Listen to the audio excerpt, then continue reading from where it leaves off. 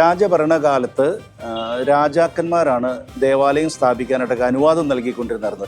അതുകൊണ്ട് തന്നെ സ്ഥാപിതമായൊരു ദേവാലയത്തിൽ ഒരു ആഘോഷം നടത്തുമ്പോൾ ആ ആഘോഷത്തിന് രാജാവിൻ്റെ അനുവാദം വാങ്ങിക്കണമെന്നുണ്ടായിരുന്നു. അതിൻ്റെ ഭാഗമായി ഈ ദേവാലയത്തിൽ തിരുനാൾ ആഘോഷങ്ങൾക്കും രാജഭരണകാലത്ത് രാജാവിൻ്റെ അനുവാദം വാങ്ങിക്കുമായിരുന്നു. അതിൻ്റെ തുടർച്ച എന്ന നിലയിൽ ഇവിടെ കപ്ലോൻ വികാരിയുടെ അനുവാദം വാങ്ങിക്കുന്ന ഒരു ചടങ്ങുണ്ട്.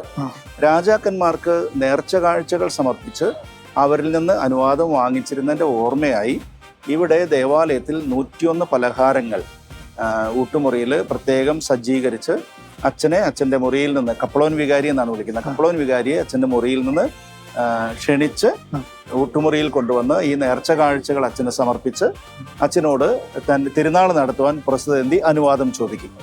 ആ സമയത്ത് വികാരി ദൈവജനത്തിൻ്റെ ആത്മീയമായ വളർച്ചയ്ക്ക് വേണ്ടി തിരുനാൾ നടത്തുവാൻ അനുവാദം നൽകും.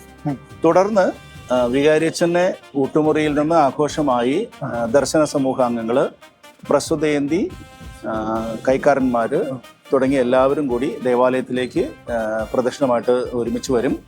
ദേവാലയത്തിൽ വെച്ച് വിശുദ്ധ ഗീവർഗീസിന്റെ തിരുസ്വരൂപത്തിന്റെ മുമ്പിൽ നിന്ന് പ്രസ്തുതേന്തിക്ക് കപ്ലോൻ വികാരി കൊടി കൈമാറും.